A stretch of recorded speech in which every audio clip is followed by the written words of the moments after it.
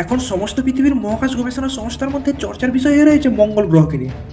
মঙ্গল গ্রহকে বসবাসের যোগ্য গড়ে তোলার জন্য এমনকি ইলন মাস্কও মঙ্গল গ্রহের জায়গা কিনেছে। তাহলে সত্যি কি মঙ্গল আমাদের দ্বিতীয় গ্রহ হতে চলেছে?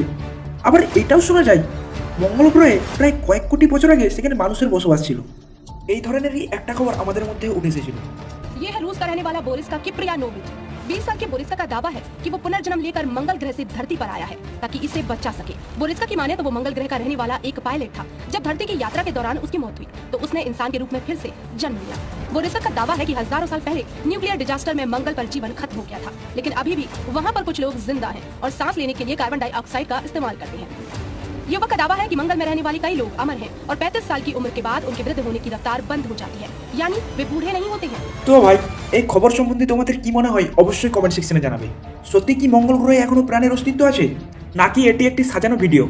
বিস্তারে জানবো আমরা এই ভিডিওর মধ্যে। নমস্কার দোস্ত, welcome back to my channel physics পাগল। আজকের চর্চার বিষয় হলো আমাদের এই পাশের গ্রহ মঙ্গল গ্রহকে নিয়ে।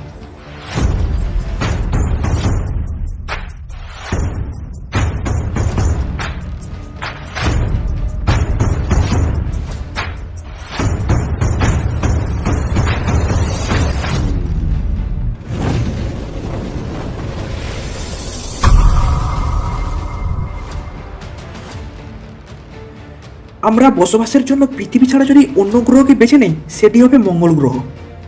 ভবিষ্যতে আমাদের অস্তিত্ব বাঁচিয়ে রাখার জন্য আমাদের মঙ্গল গ্রহকেই বেছে নিতে হবে। পৃথিবীর সমস্ত স্পেস এজেন্সি অর্থাৎ মহাকাশ গবেষণা সংস্থাগুলি এখন মঙ্গলের দিকেই তাকিয়ে বসে আছে। এমনকি ইলন মাস্ক মঙ্গল গ্রহে 2029 সালে মানুষ পাঠানোর জন্য পরিকল্পনা করছেন এবং 2050 সালের মধ্যে সেখানে একটি শহর তৈরি করবেন। আমাদের মহান বৈজ্ঞানিক স্যার স্টিফেন হকিং বলেন, ভবিষ্যতে এমন একটা সময় আসবে তখন এই মানবজাতির অস্তিত্ব বজায় রাখার জন্য আমাদের এই পৃথিবীকে ছাড়তে হবে। কি ভাই, ভূমিকম্প, মহামারী এবং নানান ধরনের প্রাকৃতিক বিপর্যয়ের হাত থেকে আমাদের এই পৃথিবী সুরক্ষিত নয়। ঠিক যেমনটা 65 মিলিয়ন বছর আগে পৃথিবীর দিকে ধেয়ে আসা উল্কাপিণ্ডের জন্য আমাদের এই ডাইনোসর প্রজাতির অস্তিত্ব একদম পুরোপুরিভাবে নষ্ট হয়ে গেছিল। এর জন্যই মূলত আমাদের মানব সভ্যতাকে বাঁচিয়ে রাখার জন্য যত তাড়াতাড়ি সম্ভব আমাদের বসবাসের যোগ্য এমন এক গ্রহ খুঁজে বের করতে হবে, আর সেই গ্রহটি হলো মঙ্গল গ্রহ। কিন্তু প্রশ্ন হলো, কেন মঙ্গল গ্রহ? চাঁদ, বুধ, শুক্র এই গ্রহগুলি কেন নয়? কি ভাই, আমাদের সৌরজগতের 4টি ইনার প্ল্যানেট রয়েছে এবং 4টি আউটার প্ল্যানেট। এই 4টি ইনার প্ল্যানেট হলো বুধ, শুক্র, পৃথিবী এবং মঙ্গল। এই গ্রহগুলি পাথুরে গ্রহ বলা হয়, অর্থাৎ রকি প্ল্যানেট। এই গ্রহগুলি আমাদের পৃথিবীরই মতো পাথর বা ভূমি দিয়ে তৈরি হয়, এই জন্য এই গ্রহগুলিকে রকি প্ল্যানেট বলা হয়। আর বাকি 4টি আউটার প্ল্যানেট হলো বৃহস্পতি, শনি, ইউরেনিয়াস এবং নেপচুন। এই গ্রহগুলি সাধারণত গ্যাস দিয়ে তৈরি হয়। তো ভাই, পয়েন্টে ফিরে আসা যাক। কি ভাই, সূর্যের সবথেকে কাছের গ্রহ হলো বুধ। এই গ্রহটি তুলনামূলকভাবে সূর্যের কাছে হওয়ায় এই গ্রহের তাপমাত্রা অনেক বেশি থাকে এবং এই গ্রহে কোনো স্থিতিশীল তেমন বায়ুমণ্ডল নেই। তাই এই গ্রহে মানবজাতির বেঁচে থাকার সম্ভাবনা একদমই কম। আর শুক্র গ্রহ হলো সূর্য থেকে দূরত্বের দিক দিয়ে সৌরজগতের দ্বিতীয় গ্রহ এবং এটি সৌরজগতের সবচেয়ে উষ্ণতম গ্রহ। এই গ্রহের টেম্পারেচার প্রায় 462 ডিগ্রি সেলসিয়াস থাকে। এমনকি এই গ্রহে মাঝে মধ্যে অ্যাসিড বৃষ্টিও হয়। আর বৃহস্পতি গ্রহ হলো একটি গ্যাসীয় গ্রহ। এই গ্রহে যদি আমরা ল্যান্ডিং করি তাহলে মনে হবে যেন আমরা কোনো মেঘের উপর ল্যান্ডিং করেছি। আর বাকি গ্রহগুলি অর্থাৎ শনি, ইউরেনিয়াস, নেপচুন আমাদের গ্রহ থেকে অনেক দূরে রয়েছে, তাই এই গ্রহগুলিতে মানবজাতির বসবাসের জন্য একদমই যোগ্য নয়। তাই আমরা মঙ্গল গ্রহকেই বেছে নিয়েছি, কারণ এই গ্রহটি আমাদের পৃথিবী থেকে তুলনামূলকভাবে কাছেও রয়েছে এবং এই গ্রহের আবহাওয়া অনেকটা পৃথিবীর সঙ্গেও মিলে যায়। মঙ্গল হলো সূর্য থেকে দূরত্বের দিক দিয়ে সৌরজগতের চতুর্থ গ্রহ। পৃথিবীর পরের স্থানই অধিকার করে রেখেছে এই গ্রহটি। এই মঙ্গল গ্রহের ইংরেজিতে নাম হলো মার্স, যেটি রোমান যুদ্ধের দেবীর নাম অনুসারে এই গ্রহটির নাম রাখা হয়েছে। এই গ্রহটি আমাদের সৌরজগতের দ্বিতীয় ক্ষুদ্রতম গ্রহ। সবচেয়ে ছোট গ্রহটি হলো বুধ। এই মঙ্গল গ্রহের ব্যাসার্ধ পৃথিবীর ব্যাসার্ধের অর্ধেক এবং এই গ্রহটির ভর পৃথিবীর ভরের 1/10 সমান। এর থেকেই বোঝা যাচ্ছে এই মঙ্গল গ্রহটি পৃথিবীর থেকে তুলনামূলকভাবে ছোট। কি ভাই, এই গ্রহটি পৃথিবীর থেকে ছোট হলেও আমাদের পৃথিবীর সমস্ত জলপাতে যতটা ভূমি আছে তা মঙ্গলের ভূমির সমান। তো ভাই, আমরা যদি মঙ্গলে যাই, একটা সুবিধা তো পাওয়া গেল, আমাদের পৃথিবীর সমান স্থলভাগ এই মঙ্গল গ্রহেও রয়েছে। কিন্তু আমাদেরকে একটু অভ্যাসটা বদলাতে হবে। আমরা যেমন পৃথিবীতে নীল এবং সবুজ দেখে বড় হয়েছি, এখানে শুধু চারিদিকে লাল আর লাল। এই গ্রহের মাটি থেকে আকাশ পর্যন্ত সবই লাল, তাই আমরা এই গ্রহটিকে লাল গ্রহ নামেও চিনি।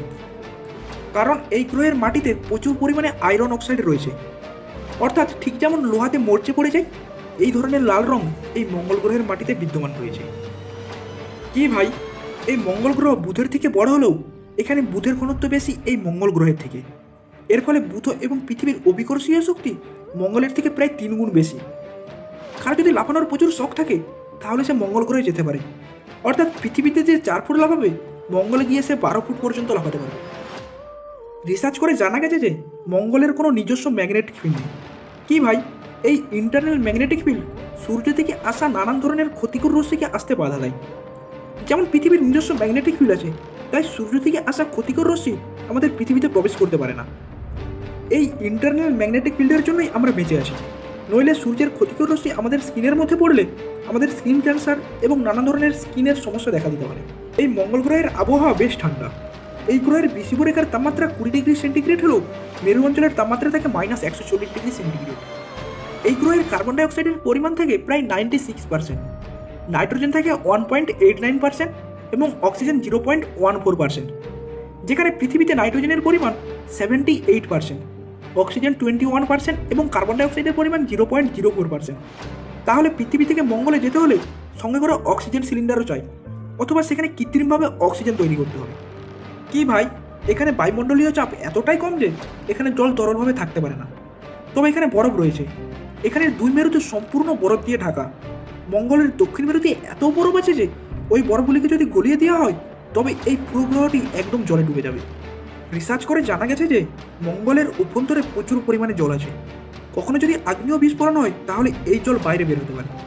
জানা যায় আজ থেকে প্রায় 5 মিলিয়ন বছর আগে এই ধরনের একটি আগ্নেয় বিস্ফোরণ হয়েছিল। ফলে এই মঙ্গলে বিশাল আকারের নদী, উপত্যকা এবং খাদের সৃষ্টি হয়েছিল। এমন এক খাদের প্রমাণও পাওয়া গেছে, যার নাম দেওয়া হয়েছে সার্বেরাস ফসি। এর কারণে একটি বরফের সাগরও সৃষ্টি হয়, যা এখনও দেখা যায়। এই সাগরটি বর্তমানে এলিসিয়াম প্ল্যানেটিয়া নামে পরিচিত। কি ভাই, মার্স অরবিটার ক্যামেরার মাধ্যমে জানা যায় যে মঙ্গলের পৃষ্ঠতলে কখনো জলের অস্তিত্ব ছিল। এখানে প্রচুর পরিমাণে শাখাযুক্ত নদী এবং বড় বড় খাদের প্রমাণ পাওয়া গেছে। বর্তমানে এই নদীগুলি আর জীবিত নেই, তবে এখানে পৃথিবীর মতো নীল রঙের সমুদ্রের মতো কিছু দেখা গিয়েছে। এইসব তথ্যগুলো ওই দিকেই ইন্ডিকেট করে যে এখানে কখনো হয়তো সমুদ্রের অস্তিত্ব ছিল। কি ভাই, সূর্য থেকে মঙ্গলের গড় দূরত্ব প্রায় 230 মিলিয়ন কিলোমিটার এবং এই মঙ্গল গ্রহ 687 দিনে সূর্যকে একবার প্রদক্ষিণ করে, অর্থাৎ এইখানে 687 দিনে 1 বছর হয়, যেটা পৃথিবীর প্রায় 2 বছরের সমান। এবং এইখানে প্রতি বছরের 4টি ঋতু দেখা যায়, প্রতিটি ঋতু 6 মাস করে হয়। এই গ্রহে একদিন হয় 24 ঘন্টা 37 মিনিটে। পৃথিবীর থেকে মাত্র কয়েক মিনিটেরই পার্থক্য এই গ্রহের। আমরা যদি মঙ্গল গ্রহে যাই তবে পৃথিবীর সাথে এই মঙ্গল গ্রহের দিন রাতের কোনো পার্থক্য থাকবে না। তবে এইখানে 1 বছর সম্পন্ন হবে আমাদের পৃথিবীর 2 বছরের সমান। আমাদের পৃথিবীর যেমন একটি উপগ্রহ চাঁদ রয়েছে, ঠিক তেমনই এই মঙ্গল গ্রহেরও উপগ্রহ রয়েছে।